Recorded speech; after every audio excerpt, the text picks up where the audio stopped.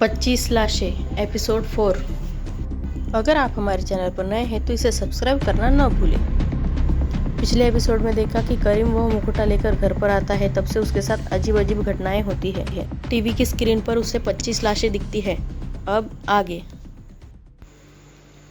करीम तुरंत पीछे मुड़ा। उसके दिल की धड़कनें तेज हो गई थी, पर पीछे कोई नहीं था। क्या मैंने अभी अभी अपने पीछे लाशें खड़ी हुई देखी? नहीं। क्या हो गया है मुझे? शायद मेरा दिमाग घूम रहा है। पर करीम का दिमाग घूम नहीं रहा था। उसके साथ वाकई कुछ अप्रायश्चित हो रहा था। अगले ही पल उसके पैरों तले जमीन हिलने लगी। क्या क्या ये भूचाल आ रहा है? और उसकी बीन बैग हवा में कुछ इस कदर उड़ी कि करीम का सिर सीधे टीवी में भिड़ता चला गया और करीम एक जोरदार झटके से जमीन पर गिर पड़ा। कराहता हुआ करीम रेंग कर चलने लगा, पर अभी तो बहुत कुछ होना बाकी था, क्योंकि उसके पीछे गिरे टीवी में अब लाशें दिखने लगी थी। पर अफसोस, करीम यह देख नहीं पाया। करीम के गर्दन से बहुत खून बह रहा था। आह! मुझे कपड़ा बांधकर खून रोक देना चाहिए और यहाँ से भाग जाना चाहिए। करीम को पता नहीं था कि जिस अलमारी को वो खोलने वाला है उसके अंदर पहले से कुछ और मौजूद है। और करीम ने जैसे ही दरवाज़ा खोला और मलहम निकालने लगा, कुछ मिल नहीं रहा। अलमारी के दरवाजे अपने आप बंद होता चला गया और करीम चीखता चला गया, बचाओ बचाओ, हेल्प! शायद मौत उससे कुछ ही पल दूर थी। यहाँ नताशा अपनी माँ और बहन के गुम जाने से परेशान थी। मुझ पर कोई विश्वास नहीं करेगा। पापा अपने तरीके से माँ और दिया का पता लगा रहे हैं। मैं अपने तरीके से पता लगाऊंगी। मुझे यह पत्र मिला था उस बक्से में। मैंने वह मुखौटा तो फेंक दिया, पर यह पत्र नहीं फेंका। शायद इस पत्र में ही इस गुत्थी का कुछ हल हो। मनहूस चीज़ से बचो। मनोज ड्राइवर, 25 जून 1995। ऐसा लग रहा है मानो किसी ने खून से लिखा है, पर कोई ऐसा क्यों करेगा? और इसने अपना नाम और प्रोफेशन भी लिखा है। ऐसा लग रहा है मानो यह चाह रहा था कि कोई इसे ढूंढे, इसके बारे में पता लगाए।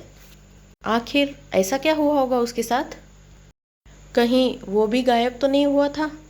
और अगर ऐसा है तो बस मुझे 1995 में गायब हुए बस ड्राइवर जिनके नाम मनोज है, ऐसे लोगों को ढूंढने होंगे। पर क्या आसान होगा? उस बस ड्राइवर के साथ जो हुआ था उसकी नताशा कभी कल्पना भी नहीं कर सकती थी। यहाँ करीम ने जैसे तैसे खुद को छुड़ाया और घर से बाहर भागने के लिए जैसे ही दरवाज़ा खोला, वहाँ का खौफनाक दृश्य देखकर वो सहम उठा। दरवाजे के बाहर खड़ी थी 25 लाशें। आह नहीं, मैंने ऐसा क्या किया? छोड़ दो मुझे, छोड़ दो। करीम के साथ यहाँ जो हादसा हो रहा था, अभी अभी उससे एक चश्मदीद और जुड़ने वाला था, क्योंकि विशाल अपने घर पे परेशान हो रहा था।